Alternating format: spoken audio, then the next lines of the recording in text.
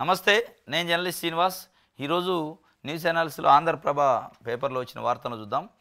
ఆంధ్రప్రభలో ఫిబ్రవరిలోనైనట స్థానిక పోరు. 8న కాంగ్రెస్ రాజకీయ వ్యవహారాల కమిటీ భేటీలో తుదిన హాజరవుతున్న కేసీ వేణుగోపాల్ ఏడాది పాలనపై సమీక్షించిన ఢిల్లీ దూత. నేతలతో విడివిడిగా సమావేశంగా అన్న వేణుగోపాలు ప్రభుత్వము పార్టీ పనితీరుపై ఆరాధిస్తారట. కరీంనగర్ లేదా మెదక్ జిల్లాలో పర్యటన కూడా చేస్తారట. ప్రభుత్వ పనితీరుపై ప్రజాభిప్రాయ సేకరణ ఉంటుందట. ఈ స్థానిక సంస్థల ఎన్నికలపైన ఎటెటో తిరుగుతుంది. సంక్రాంతికి నోటిఫికేషన్ అన్నారు, అంటే సర్పంచ్ ఎంపీటీసీలకు సంబంధించి. మళ్ళీ ఇప్పుడు ఫిబ్రవరికి పోయింది. ఫిబ్రవరి అయిన జరిగిద్దా, మళ్ళీ ఉగాది అంటారా, మార్చి అంటారా, ఏప్రిల్ అంటారా అనేది ప్రశ్నార్థకంగా ఉంది. ఎందుకు అంటే ఇప్పుడు బీసీలకు మేము 42% స్థానిక సంస్థలలో రిజర్వేషన్లు ఇస్తామని కామారెడ్డిలో ఒక మీటింగ్ పెట్టి కామారెడ్డి డిక్లరేషన్ అని కాంగ్రెస్ పార్టీ డిక్లేర్ చేసింది. దాన్నే డిక్లరేషన్ అంటారు. ఆ 42% రిజర్వేషన్ ఇవ్వటానికి ఇప్పుడు మేము అంతా చర్యలు చేపడుతున్నామని 1 ఇయర్ పట్టింది. దానికి అనేక ఉద్యమాలు కూడా జరిగినాయి. కామారెడ్డి డిక్లరేషన్ ఇచ్చింది, కాంగ్రెస్ పార్టీ పట్టించుకోవట్లేదు, మాట్లాడలేదంటే దానికి సంబంధించి మొత్తానికైతే కులగణన చేపట్టడం స్టార్ట్ అయింది. కులగణన అయిపోయింది, కంప్లీట్ కూడా అయిపోయింది. దాని తర్వాత డెడికేటెడ్ కమిషన్ వేశారు. అది కూడా కోర్టుకు పోతే ఫస్ట్ టైం బీసీ కమిషన్ ఆధ్వర్యంలోనే ఈ రిజర్వేషన్లు డిక్లేర్ చేస్తారని గవర్నమెంట్ చెప్పింది. ఇది లీగల్ ఇష్యూ అయింది, వాళ్ళు ఎట్లా చేయడానికి ఉంటుందో వాళ్ళకి ఆ పవరే లేదని మళ్ళీ కోర్టు కోరిపోతే కోర్టు అప్పుడు చెప్పింది బీసీ కమిషన్ విధులు వేరు, మీరు అంటున్న పని వేరు, దీనికి దానికి సంబంధం లేదు. డెడికేటెడ్గా దానికోసమే ఒక కమిటీ ఏంటంటే భూసాని వెంకటేశ్వరరావు మాజీ ఐఏఎస్ ఆధ్వర్యంలో కమిటీ వేశారు. ఆ కమిటీకి రిపోర్ట్ వచ్చింది. ఆ రిపోర్ట్ మళ్ళీ ప్రభుత్వానికి ఇవ్వాలి, ప్రభుత్వం గెజిట్ చేయాలి, 42% రిజర్వేషన్ ఇవ్వాలి.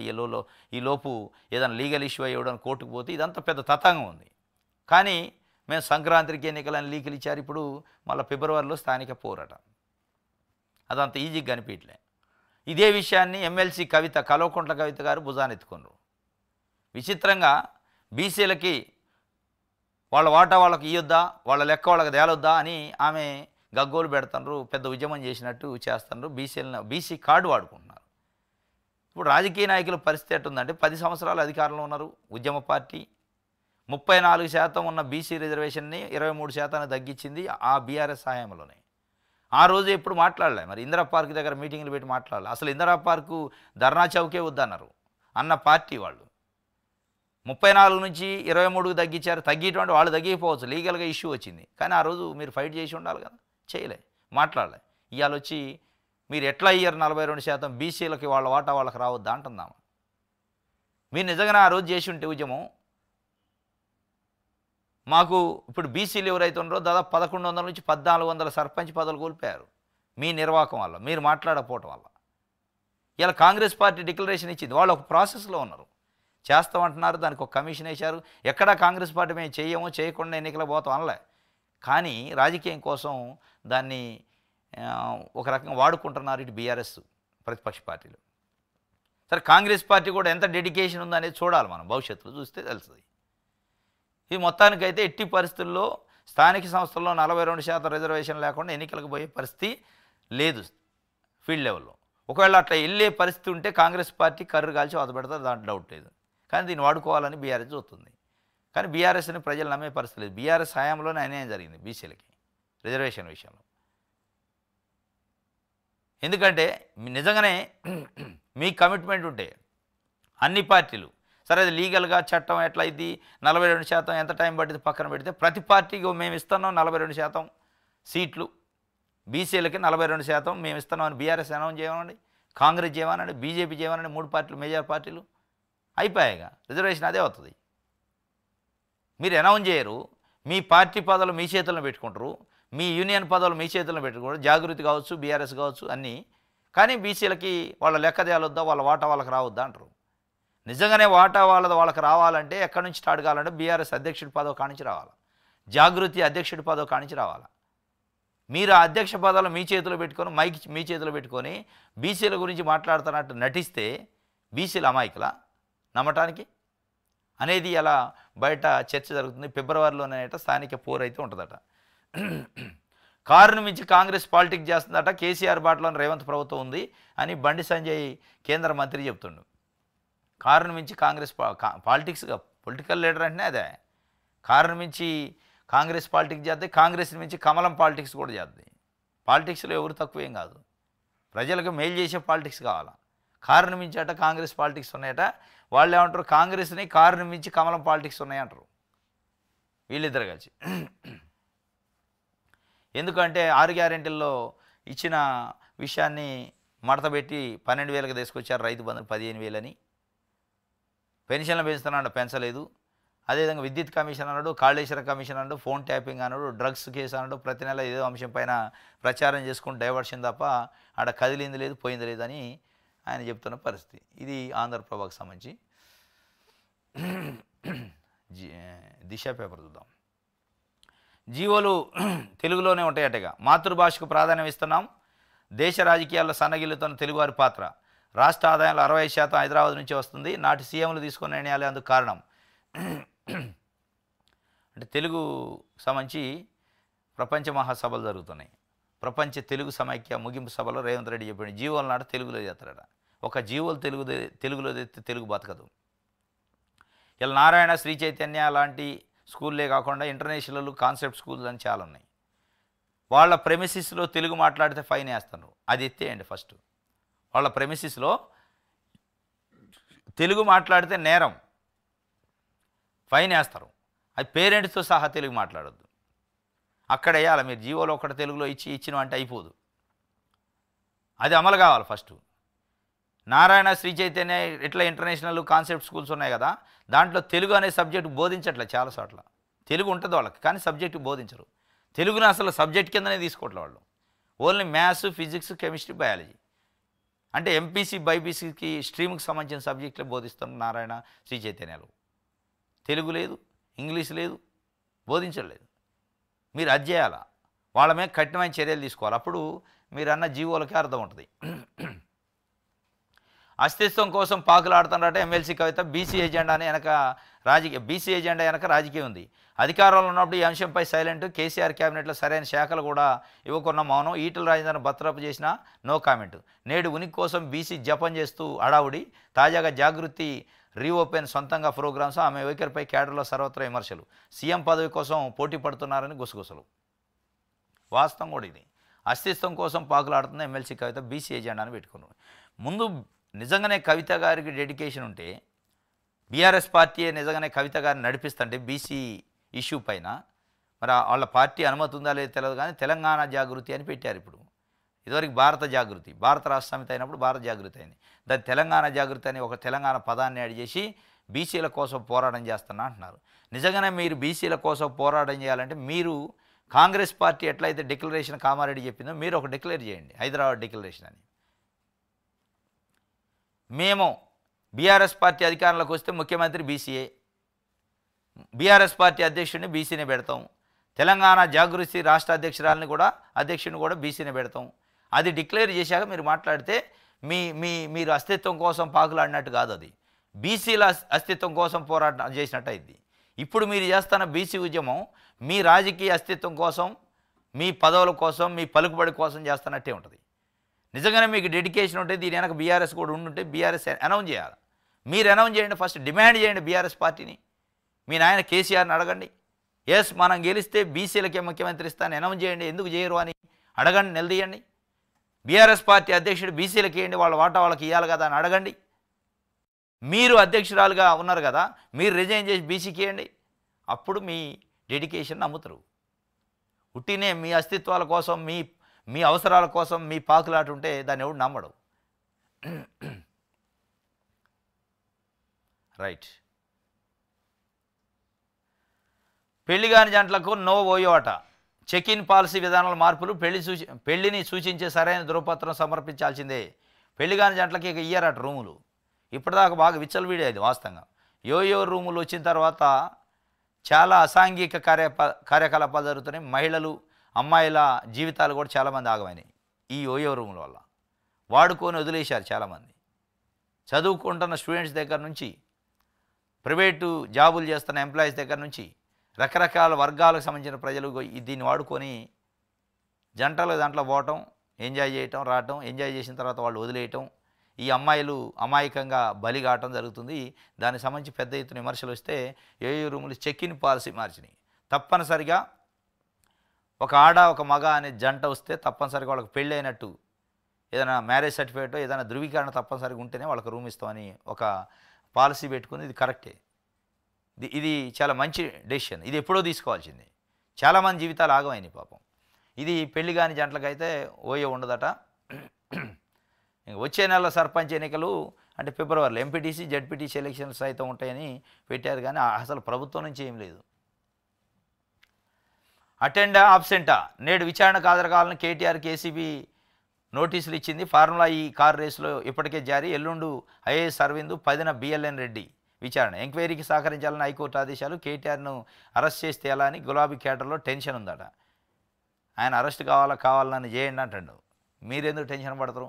అటెండ్ అవుతారా ఆబ్సెంట్ అవుతారా అంటే అటెండ్ అయ్యే అవకాశమే కనిపిస్తుంది. ఎందుకంటే హైకోర్టుకు పోయిండు క్వాచ్ చేయమని. హైకోర్టు ఏం చెప్పింది? అరెస్టు చేయదు, మీరు కూడా కోఆపరేట్ చేయండి అన్నది. ఇన్వెస్టిగేషన్ కోఆపరేట్ చేయండి అని చెప్పింది. కాబట్టి హైకోర్టు ఆదేశాల మేరకైనా వెళ్ళకపోతే హైకోర్టుని ధిక్కరించినట్టు అయింది. ఇంకో ఎంక్వైరీకి సహకరించాలని హైకోర్టు సైతం ఆదేశాలు జారీ చేసింది. ఫార్ములా ఈ కారు రేసు కేసులో ఏవనుగా ఉన్న కేటీఆర్ను నేడు సిబిఐ విచారణకు హాజరవుతారా లేదా అనే ఉత్కంఠ నెలకొంది. హాజరు కావాల్సిందిగా ఇప్పటికే ఏసీబీ అధికారులు నోటీసులు జారీ చేశారు. ఇది ఒక వార్త. హాజరు కావాల్సింది. హాజరు కాకపోతే అది మళ్ళీ వేరే ఇష్యూ అయింది. నెక్స్ట్ 26 రోజులుగా సమ్మె చేస్తున్న స్పందించరా సమగ్ర శిక్ష అభియాన్ ఉద్యోగుల పోరాటానికి అండగా ఉంటామని బీఆర్ఎస్ ఎమ్మెల్సీ కవిత చెప్పారు. రాష్ట్ర వ్యాప్తంగా 19,600 మంది సమగ్ర శిక్ష అభియాన్ ఉద్యోగులు 26 రోజులుగా సమ్మె చేస్తున్న సీఎం మంత్రులు స్పందించరా అని బీఆర్ఎస్ ఎమ్మెల్సీ కవిత ప్రశ్నించారు. కుటుంబాలతో సహా రోడ్లపై నిరసన తెలుపుతున్న వారితో కనీసం చర్చించకపోవడం సీఎం మంత్రుల బాధ్యతారాహిత్యమే అని పేర్కొన్నారు. ఆదివారం ఎక్స్ వేదికగా ప్రభుత్వ తీరుపై ఫైర్ అయ్యారు. సమగ్ర శిక్ష అభియాన్ ఉద్యోగులను రెగ్యులర్ చేస్తామని ఎన్నికల ముందు సీఎం హామీ ఇచ్చారని గుర్తు చేశారు. ఇప్పుడు అది కేంద్ర ప్రభుత్వానికి సంబంధించిన అంశమని, నిరసనలు కొనసాగిస్తే సమస్యలు తీవ్రమవుతాయని బెదిరింపు ధోరణిలో మాట్లాడటం సరికాదని, ఉద్యోగుల పోరాటానికి బీఆర్ఎస్ అండగా ఉంటుందని సమస్య వారి పక్షాన నిలబడతామని ఉద్ఘాటించారట. ఆమె 26 రోజులుగా సమ్మె చేస్తానని స్పందించరా అంటుంది. వాస్తవం స్పందించాలి కూడా. ఇప్పటికైనా ప్రభుత్వం కనువింపు కలగాలి. హనుమకొండలో 2023 సెప్టెంబర్లో సమగ్ర శిక్ష అభియాన్ ఉద్యోగులు చేస్తున్న నిరసనకు మద్దతు తెలిపి పీసీసీ అధ్యక్షుడిగా రేవంత్ రెడ్డి ఇది ఛాయ్ తాగేలోపు సమస్య పరిష్కరిస్తా అన్నాడు. మేము అధికారంలోకి వస్తే అది అయిపోయింది. 1 ఇయర్ అయిపోయింది. 11 నెలలు నడుతుంది. వాళ్ళు పాపం 26 రోజుల నుంచి నిరసనలు కుటుంబాలతో సహా రోడ్ల మీదకి వచ్చారు. కనీసం మాట్లాడినోడు లేడు. ఎవరన్నా ఒకళ్ళు ఇద్దరు మంత్రులు మాట్లాడితే ఇది కాదు, ఇది కేంద్రం పరిధిలో ఉంది, లేదంటే రెగ్యులరైజేషను మినిమం టైం స్కేల్ తప్ప మిగతా ఏదైనా మాట్లాడని అంటారు. వాళ్ళు చేసేదే దానికి, మిగతా ఏం మాట్లాడతారు? దానిపైన ఎమ్మెల్సీ కవిత నిన్న మీకు మద్దతు ఇస్తా స్పందించరా అని చెప్పి వాళ్ళకు మద్దతు ఇచ్చారు. 26 రోజుల నుంచి సమ్మె చేస్తుంటే స్పందించరా, ఇంకా తొలగిస్తామని బెదిరిస్తారా అంటే ఎవరున్నా అదే దొందే. తమరున్నప్పుడు అదే అయింది. ఆర్టీసీ వాళ్ళు 63 రోజుల సమ్మె చేస్తే స్పందించండి. కేసీఆర్ చచ్చిపోతున్నా జనాలు పట్టించుకోలే. ఆర్టీసీ కార్మికులు సమ్మె చేస్తే చచ్చిపోతున్నా కానీ స్పందించలే. గుండెలాగి తొలగిస్తాం, అసలు ఆర్టీసీ ఉండదని బెదిరించిండు. ఇక దానికంటే ఇది నయమే, ఇది కొంత నయమే. మీరు అధికారం లేదు కాబట్టి నాలెక్క మడతపడదు. ఇప్పుడు ఇటు తిరిగింది. అధికారం ఉంటే ఇంకో రకంగా. కానీ ఎట్టి పరిస్థితుల్లో ప్రజాపాలన పేరు చెప్తూ కాంగ్రెస్ పార్టీ కూడా సమ్మె చేస్తే తొలగిస్తాం, రిమూవ్ చేస్తాం.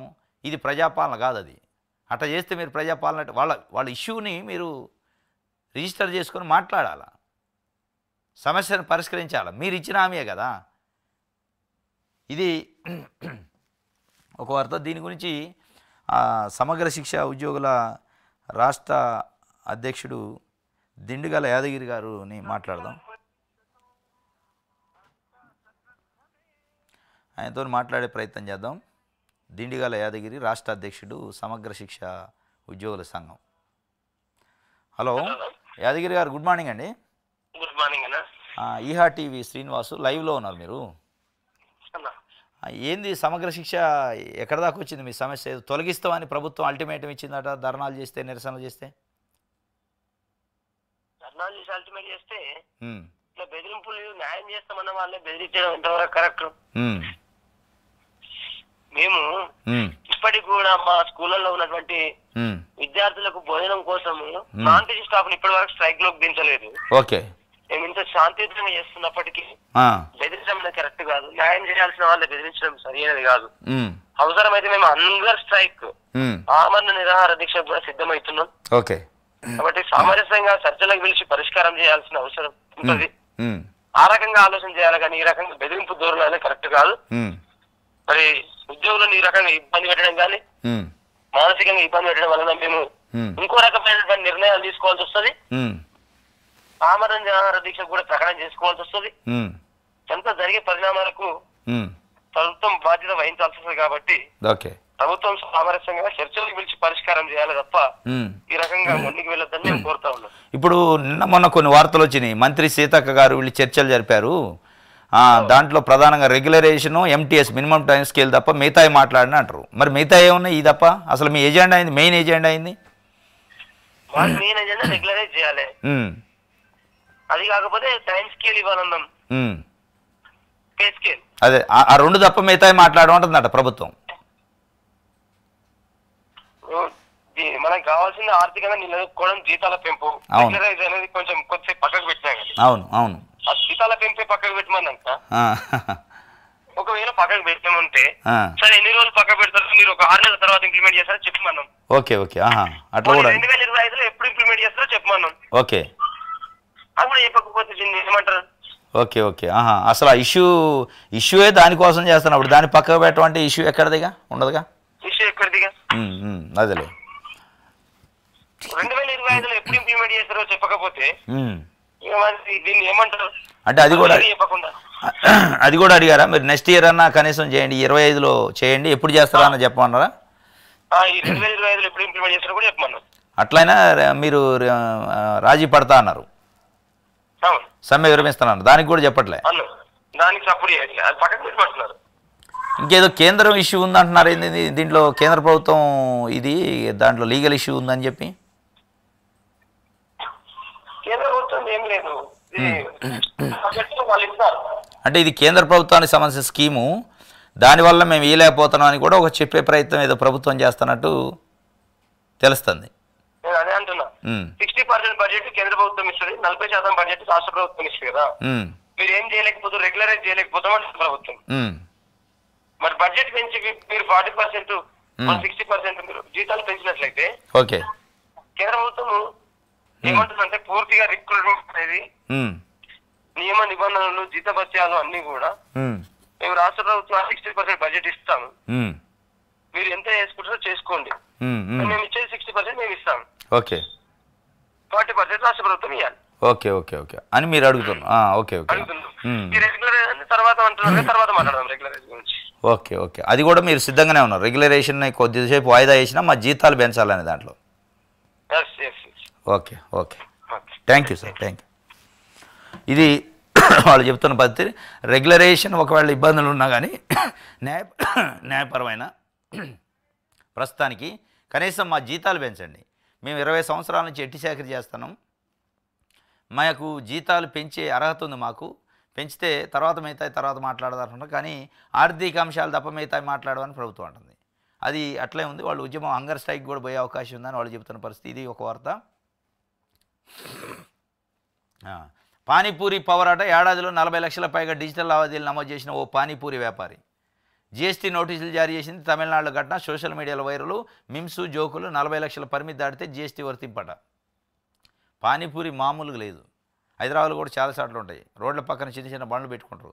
చూడటానికి చిన్న వ్యాపారమే కానీ చాలా వ్యాపారం టర్న్ ఓవర్ నడుస్తుందట. 40 లక్షలు తమిళనాడులో 1 ఇయర్లో 40 లక్షలు ఆన్లైన్ ట్రాన్సాక్షన్స్ అయినాయట. ఫోన్పే, గూగుల్ పే ఇవి ఉంటాయి కదా, ఇయే 40 lakhs ట్రాన్సాక్షన్స్ అయినాయట. అంటే క్యాష్తో కలిపితే ఎంత ఉంటుందో ఆ 40 lakhs ట్రాన్సాక్షన్స్ జీఎస్టీ నివేరపోయిందట. జీఎస్టీ వాళ్ళు నోటీస్ ఇచ్చారట, నీకు అసలు ఒక జీఎస్టీ లేదు, నెంబర్ లేదు, ఏది లేకుండా ఇంత పెద్ద ట్రాన్సాక్షన్ బిజినెస్ చేస్తున్నావు ఏంద్రా నాయన, అసలు నీ బిజినెస్ ఏందని పోతే పానీపూరి ఆట 40 లక్షల పానీపూరి తినరట 1 ఇయర్లో. అంటే పానీపూరి పవర్ ఎంత ఉందనేది ఒక వార్త రాసిండు. ఇంకోటి బరి తెగింపు భవనం కూల్చివేశారట. ఏపీ సొసైటీలో అక్రమ నిర్మాణంపై హైడ్రా కొరడా నేలమట్టం చేసే పని ప్రారంభించిన యంత్రాంగం. 7 అంతస్తుల భవనం జీహెచ్ఎంసీ నిబంధనలు బేఖాతరు, స్థానికుల ఫిర్యాదులతో అక్రమాన్ని నిర్ధారించిన హైడ్రా చర్యలు. ఇది బరితెగింపు భవనం అట. ఏపీ సొసైటీలో అక్రమ నిర్మాణాన్ని కూల్చివేస్తున్న దృశ్యం. ఇది గతంలో బీఆర్ఎస్ పార్టీ కూడా కొత్తగా అధికారంలోకి వచ్చినప్పుడు కొన్ని బిల్డింగ్లు కూల్చి ఆగారు. అప్పట్లో విమర్శలు వచ్చినాయి, బిల్డింగ్లు కూల్చి బెదిరించి సెటిల్మెంట్ చేసుకుంది ప్రభుత్వంలో ఉన్న పెద్దలని. ఇప్పుడు మళ్ళా ఒక భవనం 7 అంతస్తులు ఉందట. దానిపైన లోకల్ పీపుల్ కంప్లైంట్ ఇస్తే హైడ్రా పోయి కూల్చేసింది. బరితెగింపు భవనం అట అది. అట్లాంటివి చాలా ఉన్నాయట అక్కడ. ఢిల్లీ రోడ్లను ప్రియాంక బొగ్గల్లాగా మారుస్తున్నాడట. బీజేపీ నేత భిదూరి వ్యాఖ్యలు కాంగ్రెస్ ఫైరు, పోలీసులకు ఫిర్యాదు చేస్తానని విమర్శలు రావడంతో మాటలు వెనక్కి తీసుకుంటున్నట్టు భిదూరి ప్రకటన. ఈ ఏం మనుషులు ఏమో, వాడు మళ్ళీ ఎమ్మెల్యేకి పోటీ చేస్తాడు. రోడ్లు మంచిగా చేస్తా అంటే ఎవరో బొగ్గలు ఎందుకు? ఒక మహిళను కించపరిచాడు. ప్రియాంక గాంధీ బొగ్గలు లెక్క నున్నగా చేస్తారు రోడ్లు అన్నాడట. ఏంది ఆ కంపారిజను? ఎట్లా మీరు అర్హత ఉంటుంది ఎమ్మెల్యే కావడానికి? బీజేపీ ఎమ్మెల్యే అభ్యర్థట ఆయన. నిన్న మొన్న తాడిపత్రి మున్సిపల్ చైర్మన్ కూడా మాట్లాడిండు. ఒక సినిమా నటి మాధవీలత గారు, బీజేపీ నాయకురాలు, ఆమెని అనరాని మాట్లాడాడు. మళ్ళీ నిన్న సారీ చెప్పిండు. అనకుండా ఉండాల్సింది నేను నోరు జారినా అని. నోరు ఎందుకు జారాలా? నోరు జారి వయసా మీది? నోరు జారి చిన్నపిల్లలు ఏమన్నా? ఇగో ఆయన ఇక్కడ ఈయన కూడా అదే అన్నాడు, బీజేపీ నాయకుడు. మళ్ళా దాన్ని మళ్ళా ఏది వెనక్కి తీసుకుంటాట. అంటం ఎందుకు, వెనక్కి తీసుకోవడం ఎందుకు? అంత సమయం లేకుండా నోరు జారి అంత టంగ్ స్లిప్ ఎందుకు కావాలా? ప్రియాంక గాంధీ బుగ్గల లెక్క మారుస్తారట రోడ్లను రోడ్ల లెక్క మారితే పర్లే. ఎవరో బుగ్గల లెక్క ఎందుకు? బుగ్గల లెక్క మారితే దాని మీద వెహికల్స్ ఎట తిరుగుతాయి? రోడ్లు లెక్క మారవాలా? మనుషులు బుగ్గల లెక్క మారితే బుగ్గ మీద వెహికల్స్ పడతాయా?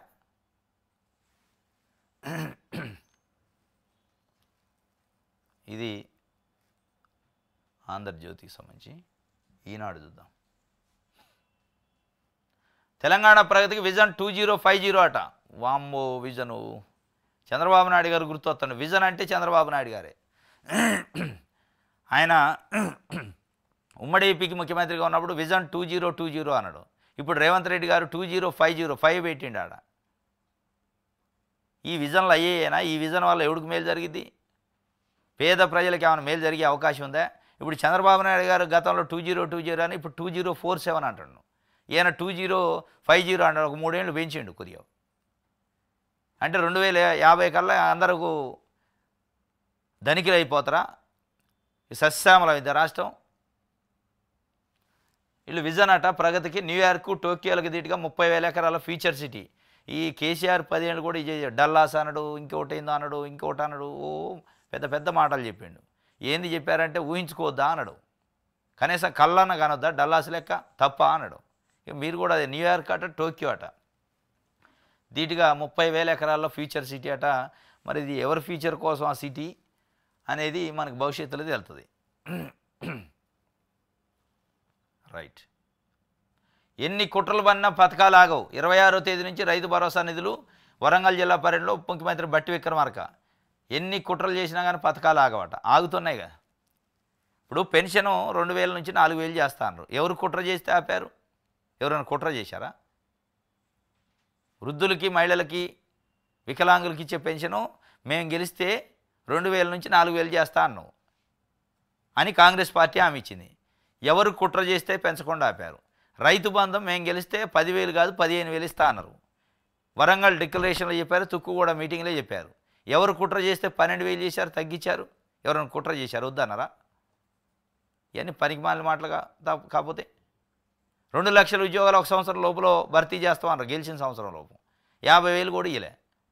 ఎవరు కుట్ర చేశారు? ఇయ్యొద్దన్నారా? ఎవరైనా కుట్ర చేశారా? ఇట్లా చెప్పుకుంటూ పోతే చాలా ఉన్నాయి. రైతు రుణమాఫీ కొంతమందికి అయింది, కొంతమందికి కాలే. ఎవరు చేశారు కుట్ర? రైతు భరోసా 2 సార్లు ఇయ్యలే. 3వసారికి 15,000 కాదు 12,000 అని చెప్తున్నారు.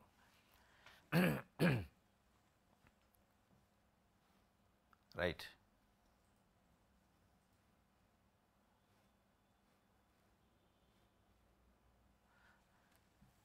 ఇది నమస్తే తెలంగాణ. సాగు యోగ్యమైన భూమి 1,48,00,000 ఎకరాలు. ఇవ్వాల్సిన భరోసా 8,880 కోట్లు. సర్కారు ఇచ్చేది ఎంత?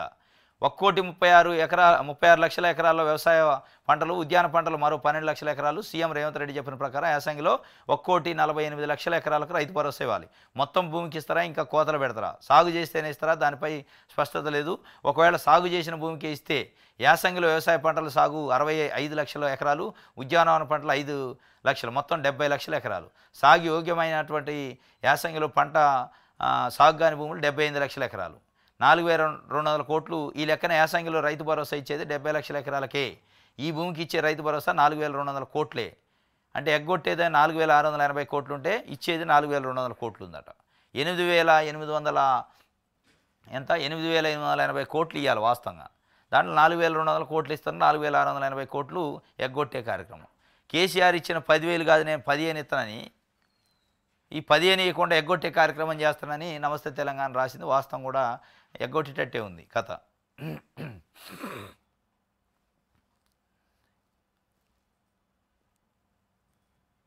రైట్. కేసీఆర్ రైతు బంధు అయితే రేవంత్ రాబంద్ అట. కాంగ్రెస్ అంటే మోసం దాగా నయవంచన. కేటీఆర్ చెప్తున్నాడు 15,000 అని చెప్పి 12,000 ఇస్తామనడం డోకా. స్థానిక ఎన్నికల గట్టి ఎన్నికే భరోసా పర్యటన. సీఎం రేవంత్ రెడ్డి మోసాన్ని రైతులు క్షమించరు. రైతులకు తీరని ద్రోహం చేసినందుకు తెలంగాణ ప్రజాక్షేత్రంలో రేవంత్ ముక్కు నేలకు రాయాలి. 70 లక్షల మంది రైతులు ముంచినందుకు రాహుల్ గాంధీ క్షమాపణ చెప్పాలి అని కేటీఆర్ చెప్తున్నాడు. నేటి నుంచి బీఆర్ఎస్ నిరసనలు ఉంటాయట. వాళ్ళకి మంచి ఆయుధం ఇచ్చిండు రేవంత్ రెడ్డి. కేసీఆర్ ఏమో రైతు బంధు అయితే రేవంత్ రెడ్డి రాబందట. విధుల్లో చేరకుంటే తొలగించడే. ఎస్ఎస్ఏ ఉద్యోగులకు సర్కారు బెదిరింపులు. సమ్మె విరమించాలంటూ డీఈఓల ఆదేశాలు. ముఖ్యమంత్రి మంత్రి బాటలోనే అధికారులు. భయభ్రాంతులకు గురవుతున్న ఉద్యోగులు. సమగ్ర శిక్ష ఉద్యోగులు దాదాపు 26 రోజుల నుంచి సమ్మె చేస్తున్నారు. మీరు డ్యూటీలో చేరకపోతే మటుకు తొలగిస్తామని అల్టిమేటం ఇచ్చారట. ఈఏ ఖాతాలో కేసీఆర్ కూడా చేసిండు. ఆర్టీసీ ఉద్యోగులకు ఇట్లా చేసే కర్రు కాల్చి వాత పెట్టారు. మళ్ళీ మీరు అదే చేస్తే వాళ్ళతో చర్చలు జరపాలి. కానీ తొలగిస్తాం అంటే వాళ్ళు శ్రమ చేసేది తిన్నదరక చేస్తున్నారు. వాళ్ళకి మీరు ఇచ్చిన హామీకి అమలు చేయమని చేస్తున్నారు. తొలగించుడేంది? రైట్.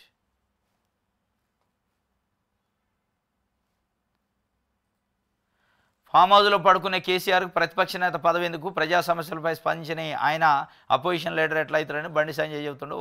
అలాంటప్పుడు జీతం ఎందుకు తీసుకోవాలి? ఇందుకేనా కేసీఆర్కు ప్రజలు ఓట్లేసింది? మన్మోహన్కు సంతాపం తెలపన మూర్ఖుడు కేసీఆర్. ఇక రాష్ట్రంలో ఆ అరాచక కుటుంబ పాలన రాదు. కాంగ్రెస్ సర్కార్ డైవర్షన్ పాలసీ చేస్తుందని కామెంట్ చేసిండు బండి సంజయ్. ఫామ్ హౌస్లో పడుకుంటే కేసీఆర్కు ప్రతిపక్ష హోదా ఎందుకు, జీతం ఎందుకు తీసుకుంటున్నా అంటుండు. వాస్తవం కూడా అది. బీఆర్ఎస్ బ్లడ్లోనే మోసం ఉంది. కేసీఆర్ అప్పుల దరిద్రాన్ని నెత్తిన పెట్టి పోయిండని తుమ్మల నాగేశ్వరరావు గారు చెప్తుండు. బీఆర్ఎస్ బ్లడ్లో మోసం ఉంది. మరి కాంగ్రెస్ బ్లడ్లో ఏముంది? 15,000 ఇస్తానని 12,000 ఇచ్చిందిగా. మరి దాన్ని ఏమంటారు అనేది బీఆర్ఎస్ వాళ్ళు అడుగుతారు. ఆర్థిక స్థితి బాగలేకనే రైతులను ఆదుకుంటున్నాం. రైతు భరోసాపై మేనిఫెస్టో కట్టుబడతాం. ఎకరాకి 7,500 ఇస్తాం. ఈసారి 6,000. ఓహో, భవిష్యత్తులో ఇస్తారట. వచ్చే ఏడాది నుంచి 500 చొప్పున పెంపు. ఏ ఆంక్షలు లేకుండా సాగు భూములకు ఇస్తాం. దరఖాస్తు చేసుకోవాల్సిన అవసరం లేదని వెల్లడి. V6 వెలుగుకు ప్రత్యేక ఇంటర్వ్యూ. మరి ఈ మాట మొన్న చెప్పలేదుగా ముఖ్యమంత్రి. వచ్చే ఏడాది నుంచి 7,500 ఇస్తాం, 500 పెంచుతాం అని తుమ్మల నాగేశ్వరరావు గారు అంటాడు. ఇప్పుడు మన క్యాబినెట్ భేటీ అయిన తర్వాత ముఖ్యమంత్రి గారు ప్రెస్ మీట్ పెట్టిండు. దాంట్లో చెప్పలే 6,000, 12,000 ఇస్తాడు. ఈసారి 6,000 ఇస్తాం, నెక్స్ట్ సారి 7,500 అని చెప్పలే. మరి ఆయన కొత్తగా చెబుతుండు. మరి ఇదేందో కథ. రైట్. ఇది దిశకు సంబంధించి, వెలుగు సంబంధించి సాక్షి చూద్దాం. స్మార్ట్గా ఉంటాయట సర్కార్ స్కూల్స్. 3,673 ప్రభుత్వ పాఠశాలలో డిజిటల్ స్క్రీన్ ద్వారా తొలి దశలో బోధన. ప్రభుత్వానికి విద్యా కమిషన్ సిఫార్సు. త్వరలో నివేదిక. సిఫార్సు చేసింది అమలు కావాలిగా స్మార్ట్గా. అంటే ఇంటరాక్టివ్ ప్యానల్ మోడ్స్ అవి పెట్టి టీచింగ్ చేస్తారట.